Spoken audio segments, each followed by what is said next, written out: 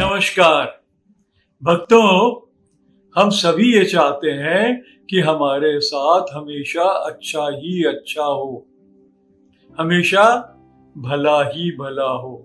अगर वास्तव में हम चाहते हैं कि मेरे साथ हमेशा भला ही भला हो, तो इसका तो बहुत ही सुंदर और सरल तरीका है। क्या? अरे भाई, दूसरों की भलाई में अपना जीवन गुजारिए, आपका भला ही होगा। मेरे सद्गुरु कहते हैं कि हर इंसान में अपना रूप देखो। हम सबको चलाने वाला कौन? एक ही, परमपिता परमेश्वर। जब सब जगह वही विराजमान है, तो इसका मतलब ये हुआ कि हम सब एक हैं, दूसरा कोई है ही नहीं। जब ये भावना आएगी तो हमें सबसे प्यार हो जाएगा, और जब हम सबसे प्यार करेंगे तो सबका भला ही करेंगे और हमारी भलाई हो जाएगी। हम सब ने रामायण पढ़ी है। एक बहुत ही अच्छा वाक्य सुनाता हूं। भगवान श्री रामचंद्र जी को 14 वर्ष का वनवास हुआ। उन्होंने अयोध्या जी छोड़कर जंगल की तरफ चल पड़े।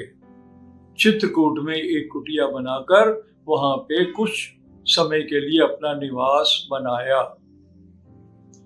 चित्रकूट के सारे निवासी भगवान के दर्शन करने के लिए आ गए और सभी हाथ जोड़कर विनती करने लगे कि हे भगवान, हमें आपकी सेवा करने का मौका दिया जाए। तो भगवान ने उनसे कहा कि आप एक काम करिए, जिस रास्ते से मैं आया हूं उस रास्ते में बहुत कांटे हैं, आप वो सारा रास्ता कांटों से मुक्त कर दीजिए। भक्तों ने कहा, भाई भगवान, आप तो वो रास्ता पार करके आ गए, अब आपने वापस तो उस रास्ते जाना नहीं है, तो आपको क्या फर्क पड़ता है वहां पे कांटे हैं या नहीं है? भगवान श्री राम बोलते हैं कि मेरा भाई भरत जब अपने ननिहाल से वापस आएगा तो मुझे मिलने जरूर आएगा, और मैं नहीं चाहता हूं कि उसको उस रास्ते में एक भी कांटा लगे। भक्त लोग फिर बोलते हैं कि भगवान, क्या आपका भाई इतना कमजोर है कि वो कांटों का दुख नहीं बर्दाश्त कर सकता? जब आप उस रास्ते में चल कर आए हैं और सैकड़ों कांटे पैर में खाए हैं, तो क्या भरत जी इतने कमजोर हैं? भगवान कहते हैं, नहीं, मेरा भरत कमजोर नहीं है, बहुत शक्तिशाली है, बहुत बलवान है। वो जब उस रास्ते से आएगा, उसके पैर में एक भी कांटा लग जाएगा तो वो वहीं बैठ के रोने लगेगा, दुखी हो जाएगा, ये सोचकर कि मेरा भाई राम इस रास्ते से गए और उनको कितनी तकलीफ हुई होगी, वो मेरी तकलीफ का अंदाजा लगाकर दुखी होगा। तो मैं चाहता हूं कि उसको ये दुख ना मिले। ये है भाई का भाई से प्यार। भाई बड़ा छोटे भाई का ही भला सोच रहा है, तभी तो वो मर्यादा पुरुषोत्तम राम जी बन गए। एक दृष्टांत और सुनाता हूं।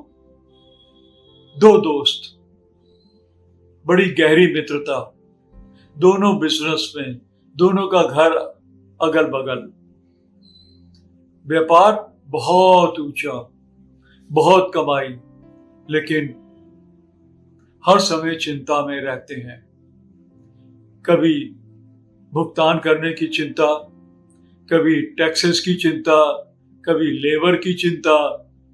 इसलिए ना वो घर में सुखी रहते हैं, ना व्यापार में सुखी रहते हैं। दोनों दोस्तों ने आपस में मिलकर सलाह की कि चलिए एक ब्रह्म ज्ञानी गुरु जी हैं, उनकी शरण में जाते हैं। गुरु जी से वो कहते हैं कि भगवान, हमारे पास सब कुछ है लेकिन मन की शांति नहीं है, कोई ऐसा उपाय बताएं कि हमें मन की शांति मिले। तो ब्रह्म ज्ञानी गुरु ने उन्हें साधना का महत्व समझाया कि साधना से, मेडिटेशन से आपको अपने अंदर उतरने का वक्त मिलता है। उस वक्त आप पूरी दीन दुनिया को भूल जाते हैं और अपने अंदर देखते हैं क्या क्या गंदगी पड़ी हुई है। फिर पुरुषार्थ करते हैं और उस गंदगी को बाहर फेंक देते हैं।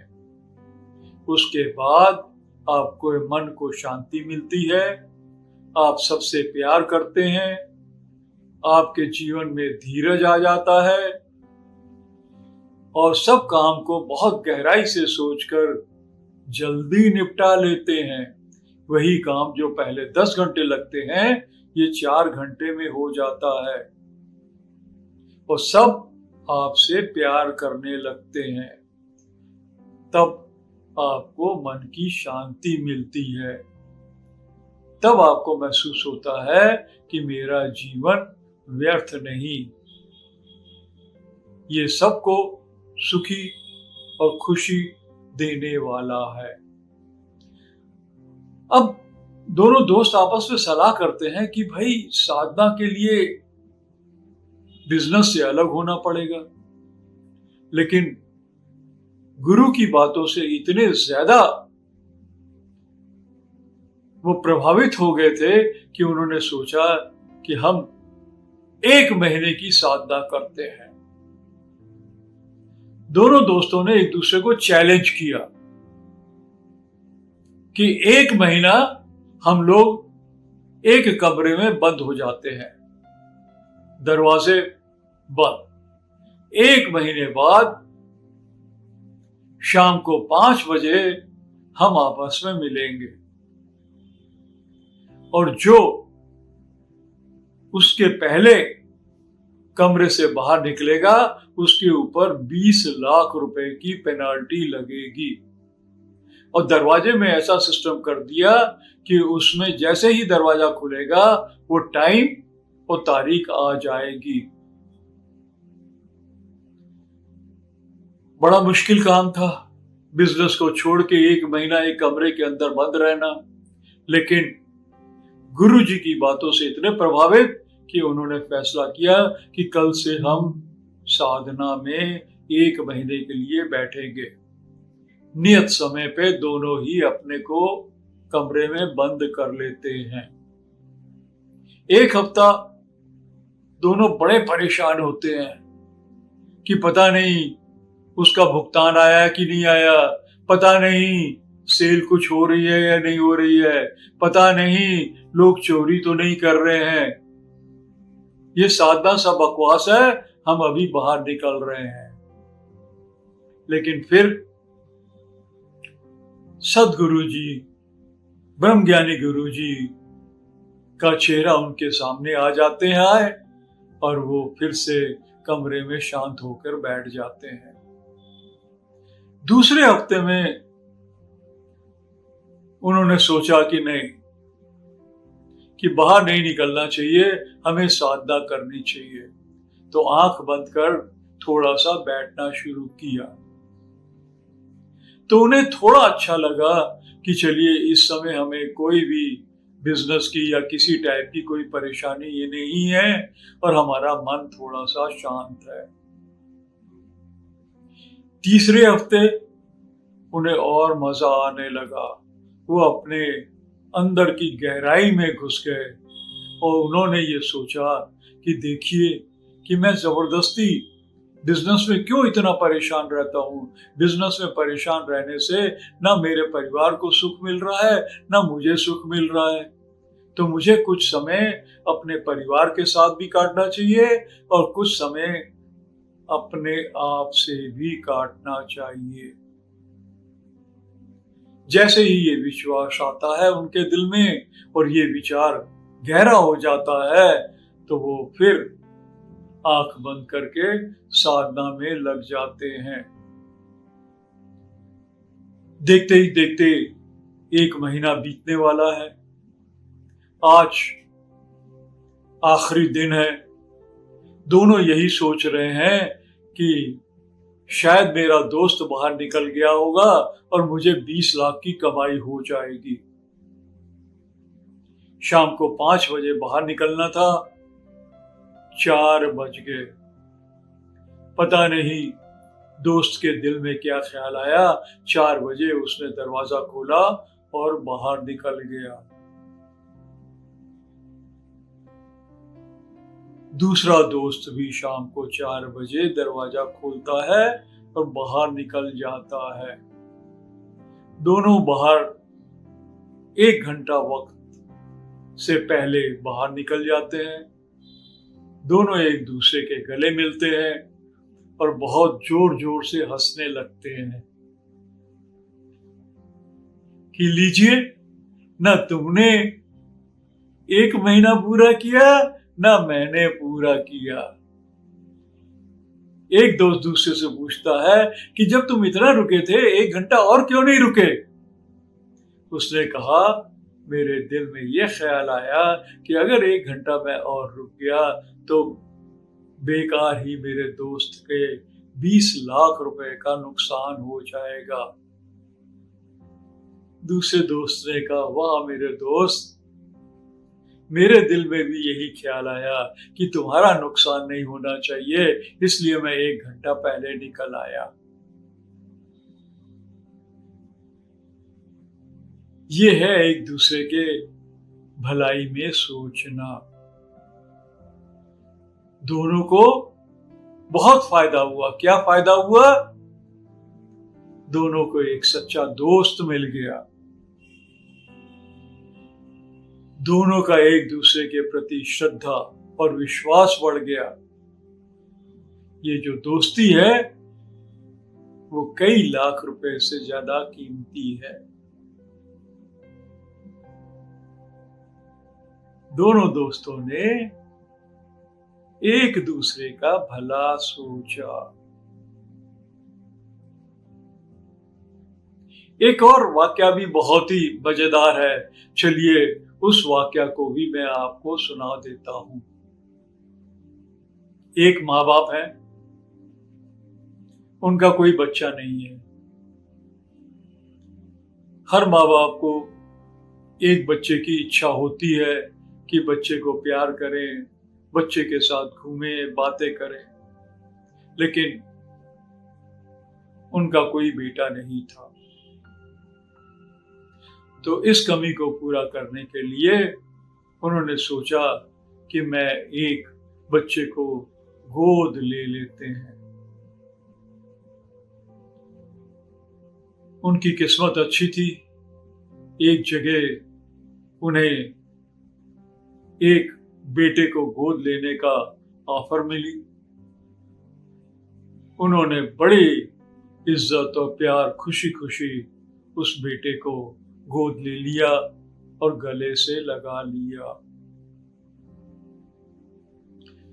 ईश्वर की माया, 4 साल के बाद उनकी एक बेटी भी हो गई। इस तरीके से अब माँ बाप के पास एक बेटा था और एक बेटी थी। दोनों भाई बहन एक दूसरे से बहुत ही ज्यादा प्यार करते हैं।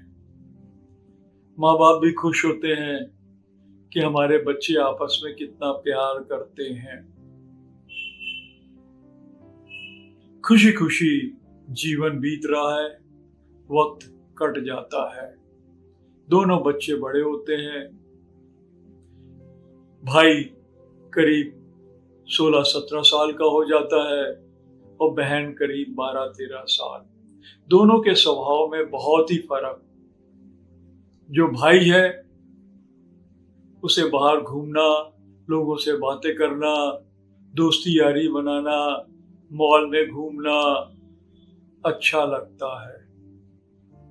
लेकिन बहन, उसे घर में रहना, शांत रहना, कम बात करना,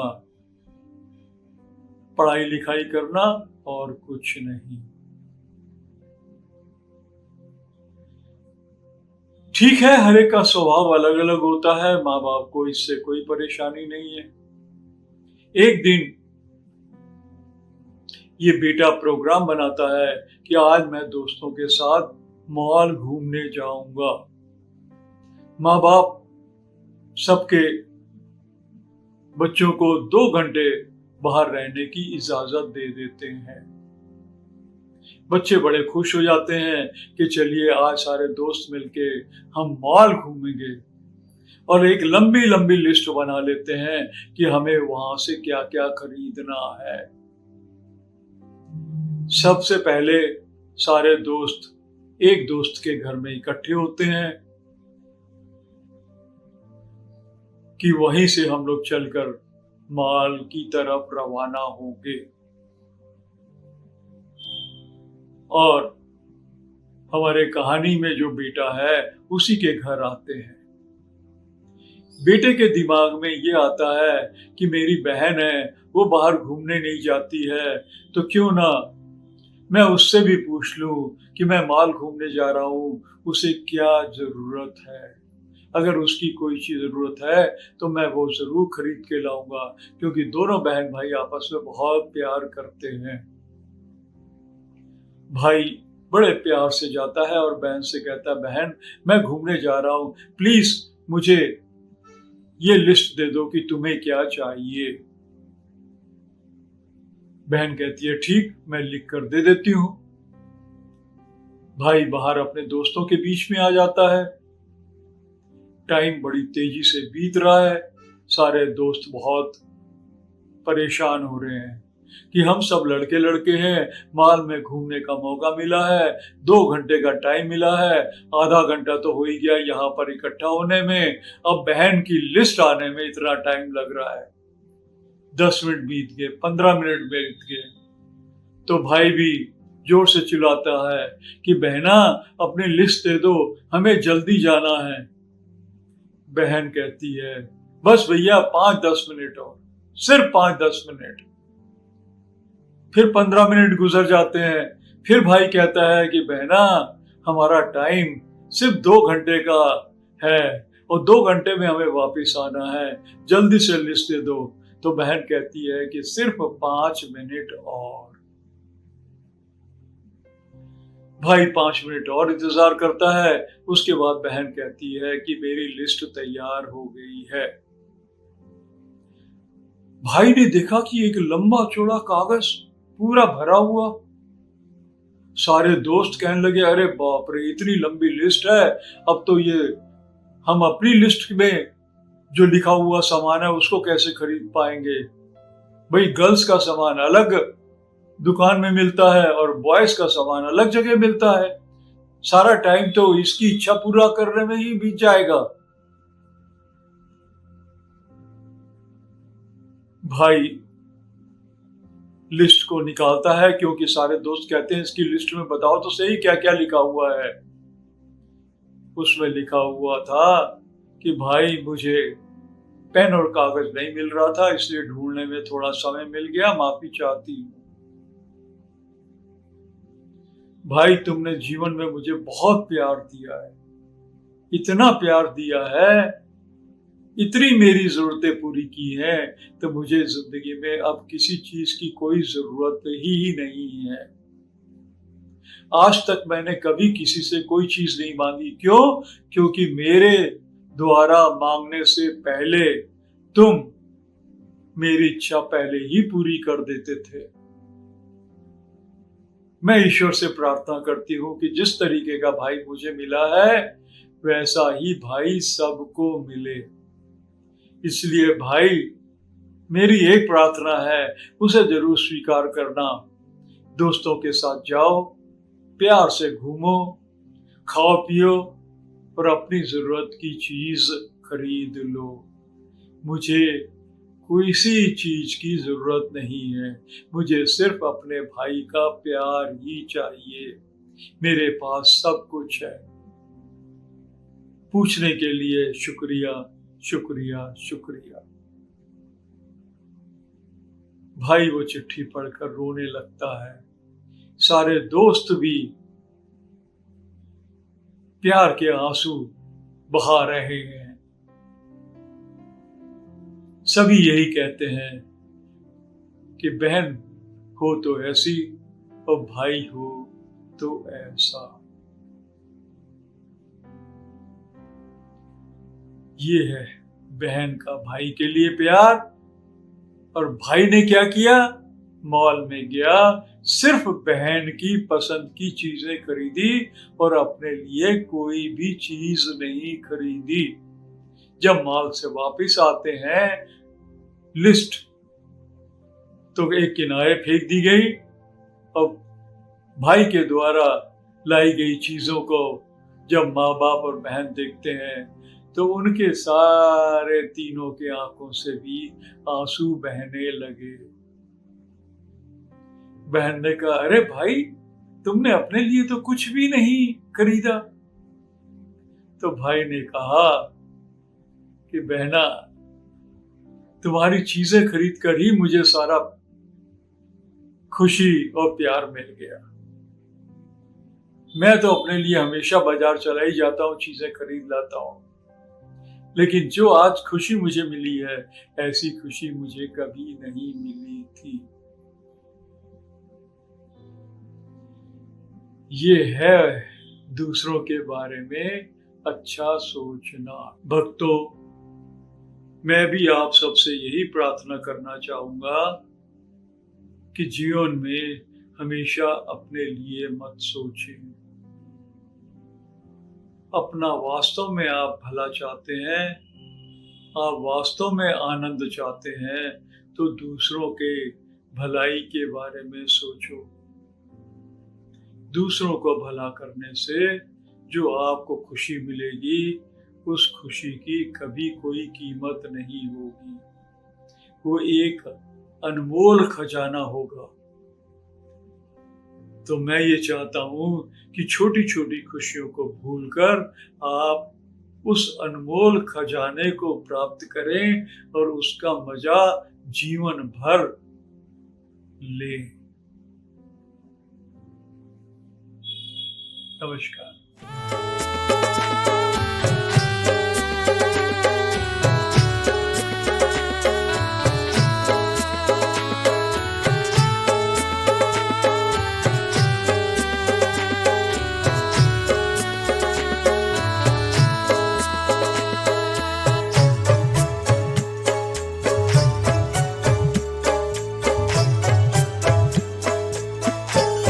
भलाई कर